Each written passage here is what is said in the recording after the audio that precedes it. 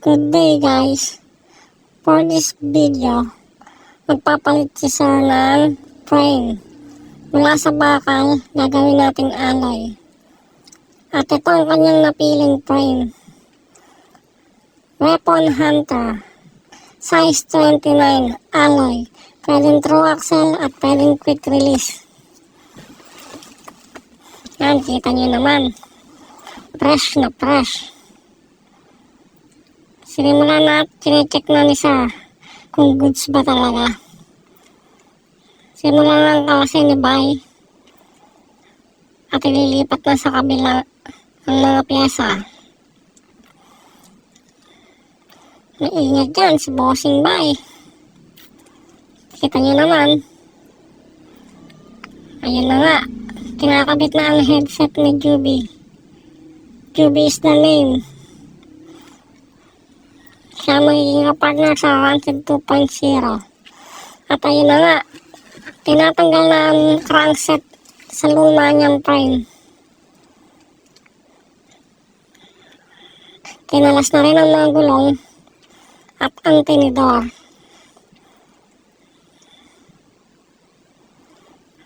After nun, titingnan niya ang fork at sa headset.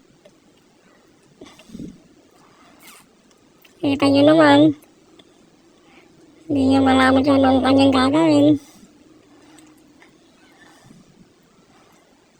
Ayun na nga, kinakabit na ang headset. Kasama na ang tinidor. Nilalapat na ni Bay. At ayun na nga, naikabit na ang tinidor. Maingat niyang kinakabit ang bawat pyesa. Kinabit na ang top cap, sinikipan, inikat-ikot. Ayun. Tapos, ito ang gagamitin natin para maging maging quick release, sorry. Kailangan kasi quick release kasi ang hub ni Sir. Kaya pinapalitan ni Bay ng pang quick release yung through axle na nakakabit. Ayun, tinatanggal sa plastic. At hindi pa matanggal-tanggal. At ayun na nga, tanggal na nga. Nilapat na ni Bay ang pang quick release. Ang drop out at conversion para sa QR. Tinanggal na ang through axle.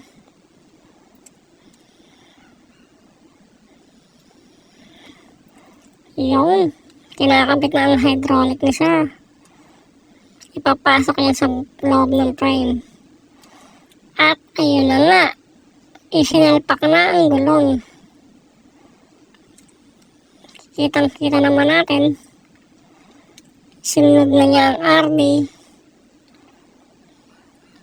Ang galing sa lumang frame. Sinigpitan at dinodouble check. Sumunod na kinakabit ay ang crank, sorry. Mali-mali na ako Nagrasahan na rin yan mga brother. Oh ha?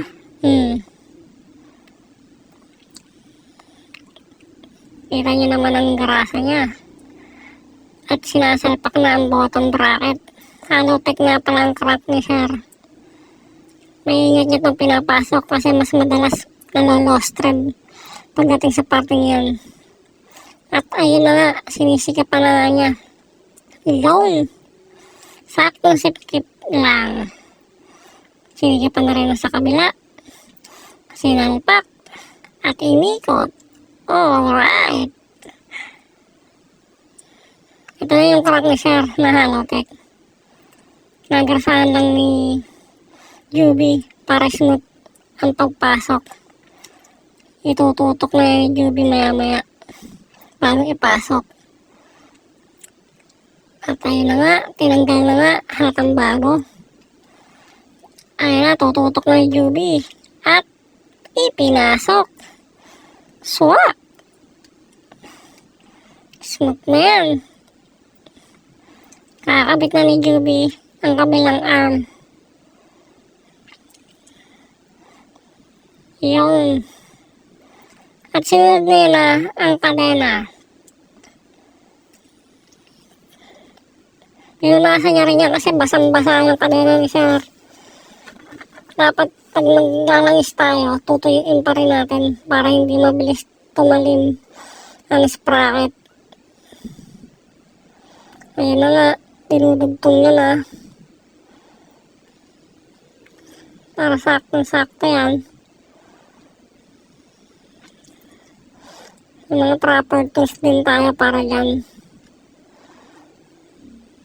At ayun na nga, dinugtong na nga. Iyon. Yun ang pangalak ni Sir. Iyon. Dahan-dahan ang pinapasok sa maliit na butas. Iyon. At sakto na nga.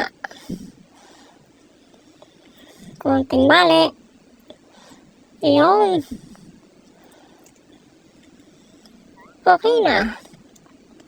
Pupunasan na ni Juby on after nun. At ito na ang kanyang finished product. Iyon.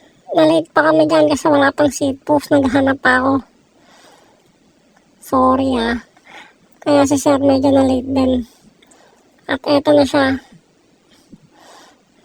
Yan yung frame niyang binili. Ang natin yung frame is bakal. Ngayon alay na lahat.